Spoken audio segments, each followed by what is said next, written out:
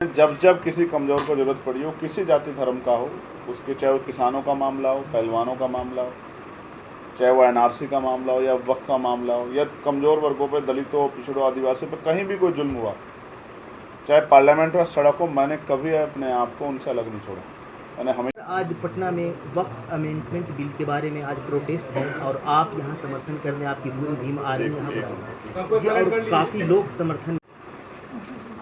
सरकार जो कहती है उसका उल्टा करती है। पिछले 11 साल के कार्यकाल में एनडीए की जो केंद्र की सरकार है या स्टेटों में जहाँ जहाँ उनकी सरकार है, आप ये देखो, उन्होंने जो कहा उसका उल्टा किया।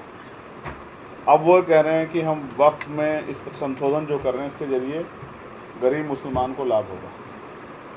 आपको क्या लगता है कि भाजपा मुसलमानों के पक्ष में है या मुसलमानों के खिलाफ? आप आम धारणा मानोगे पूरे भारत में, आप कहीं जाके किसी से पूछ लो, उनके नेताओं के, उनके कार्यकर्ताओं के, उनके लीडरों के, उनके मंत्रियों के, उनकी सरकारों के उनके बयान, उनके जो हैं कथन, उनकी करनी को आप देखोगे तो आपको ऐसा लगेगा कि वो देश की लड़ाई नहीं, देश की तरक्की की लड़ाई नहीं, वो मुसलमानों को कमज़ोर करने की लड़ाई लड़ रहे हैं, उनको नुकसान का पहुँचाने की लड़ाई लड़ रहे हैं। तो ऐसे में हिस्ट्री में सब चीज़ें रिकॉर्ड होती हैं। जब 2060-70 के दशक में जाके आज हम 2025 में हैं, आने वाली पीढ़ियाँ हिस्ट्री पढ़ेगी तो जानने का प्रयास करेंगे कि जब मुसलमानों पर इतना बड़ा जुल्म हुआ तो उनके पक्ष में कौन खड़ा था, उनके विरोध में कौन खड़ा था। सिर्फ राजनीतिक महत्वाकांक्षा के लिए, सिर्फ राजनीतिक जो है कुर्सी के लिए आज यहाँ कमज़ोरों के पक्ष में ना खड़ा हो जाए, मैं इस बात से सहमत नहीं भाई। उनको आज ज़रूरत है। और आप जानते हैं, जब जब किसी कमज़ोर को ज़रूरत पड़ी हो, किसी जाति धर्म का हो, उसके चाहे वो किसानों का मामला हो, पहलवानों का मामला हो, चाहे वो एनआरसी का मामला हो या वक्फ का मामला हो या कमज़ोर वर्गों पे, दलितों, पिछड़ों, आदिवासियों पे कहीं भी कोई जुल्म हुआ, चाहे पार्लियामेंट और सड़कों, मैंने कभी अपने आप को उनसे अलग नहीं छोड़ा। मैंने हमेशा उस लड़ाई को लड़ा और आज भी उस लड़ाई को लड़ रहा हूँ। मैं उनको समर्थन करने और विश्वास दिलाने आया हूँ कि हम आपके साथ खड़े। भाई महाबोधि महाविहार मुक्त करो का आंदोलन चल रहा है, 41-42 दिन लगा सरकार कुछ फर्क नहीं हो पड़ रहा है, क्या कहना चाहते हैं? सरकार जानती है कि ये जो लोग आंदोलन चला रहे हैं ज़्यादा दिन तक आंदोलन शायद चला नहीं पाएंगे, इसलिए सरकार चुपचाप बैठी है। जिस दिन सरकार को एहसास हो गया कि आंदोलन बढ़ रहा है, इसकी शक्ति बढ़ रही है, लोग इसके साथ जुड़ रहे हैं, तो आप याद करो 13 महीने तक किसान आंदोलन में बैठे रहे, सरकार चुप रही। लेकिन जैसे इलेक्शन आया, सरकार ने हाथ जोड़ के कहा कि हम किसानों की सारी मांगें मानते हैं। तो मैं फिर स्पष्ट करूंगा, आंदोलन में अभी धार पैदा नहीं हुई। आंदोलन में धार पैदा होगी, ज़्यादा लोग उससे जुड़ेंगे तो सरकार अपने आप रास्ते पर आ जाएगी। भाजपा से विधायक हैं सुनील मणि त्रिपाठी, वो कहते हैं कि जय भीम क्रिमिनल्स बोलते हैं। हाँ, देश के प्राइम मिनिस्टर बोलते हैं इस बात को, देश के प्राइम मिनिस्टर बोलते हैं, देश के होम मिनिस्टर बोलते हैं। अब मुझे नहीं पता कि वो अपनी पार्टी के नेताओं को, बड़े नेताओं को क्रिमिनल मानते हैं, तो मैं तो इसमें कुछ नहीं कह सकता हूँ।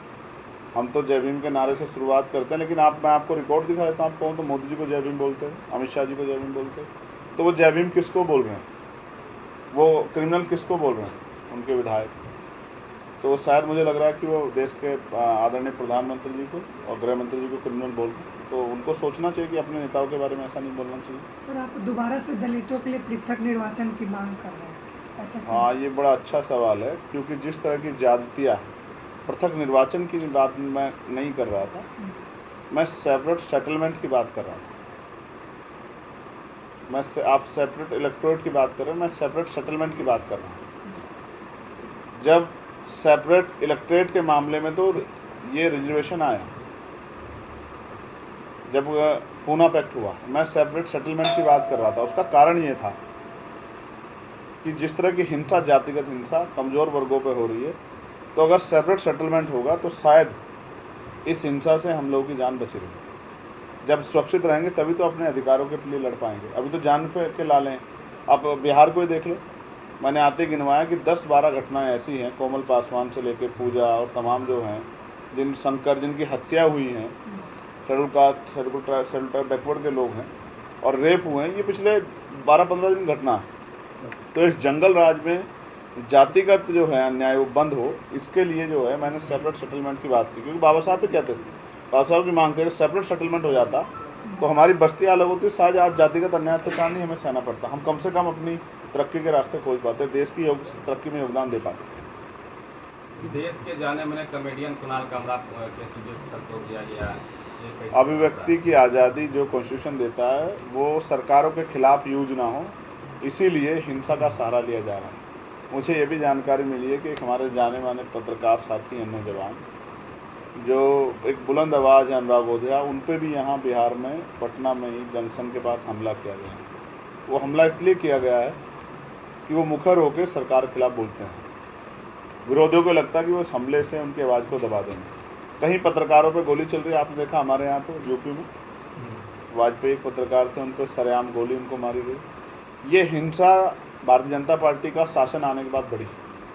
पहले विरोध को सहन करना पड़ता था, विरोध को सुनना पड़ता था। आज लोगों में इस सरकार के नेताओं के नारों की वजह से, नारा आता ना गोली मारो सालों को, इन नारों की वजह से लोग हिंसक हो गए और वो हिंसा का सहारा लेके न्याय के खिलाफ उठने वाली आवाज़ों को दबाना चाहते हैं। हालांकि संभव नहीं है।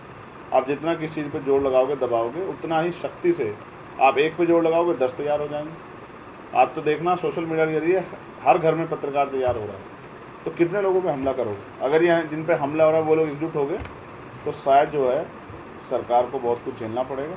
और मैं यहाँ के एडमिनिस्ट्रेशन से कहता हूँ आप सबके माध्यम से कि वो हमारे साथी की FIR दर्ज करके और उन आरोपियों पर सख्त कार्रवाई करें जिन्होंने इस तरह की हिंसा करने का काम किया है, क्योंकि अगर इस तरह की हिंसा करने वालों पर सख्त कार्रवाई नहीं तो कल वो किसी और को बड़ा नुकसान नहीं पहुँचा सकते। सर बोधगया कब पहुँच रहा है चंद्रशेखर आजाद? बोधगया के अभी बनते जी आए थे, मेरी बात हुई है उनसे और मैंने उनसे कहा कि जब भी वो कोई बड़ा प्रोटेस्ट कॉल करेंगे या फिर वहाँ से कोई इस तरह की संदेश देने का काम करेंगे तो मुझे एक दिन पहले बता दें तो मैं आ जाऊँ। एक युवा जो सर आपको आदर्श मानता है, वो पिछले 7 महीने से जेल में है, गोल्डन दास। मुझे आदर्श मानता तो शायद ये स्थिति नहीं बनती। मैं संविधान के आधार पर करता हूँ, मैं ऐसा कुछ कहता नहीं जिसके बाद फिर जो है अपनी बात से पीछे हटना पड़े। सर आप बेगमपुरा की बात करते हैं, तो कैसे बेगमपुरा बनाया, क्या प्लान है सर? हाँ, राजनीतिक शक्ति का निर्माण होगा तो बेगमपुरा बनेगा। बेगमपुरा का मतलब समझते हो? बेगमपुरा, बिना गम का राज, जहाँ किसी की ज़िंदगी में कोई गम ना हो, वो कोई किसी जाति का हो किसी धर्म का। तो मैं मानता हूँ इससे अच्छा राज नहीं हो सकता जहाँ लोग बिना गम के जीवन जिए। मैं उसी विचार की बात करता हूँ। ये किसी व्यक्ति के लिए नहीं, ये एक विस्तृत ऐसा समाज की व्याख्या है जहाँ सब लोग इंसाफ पसंद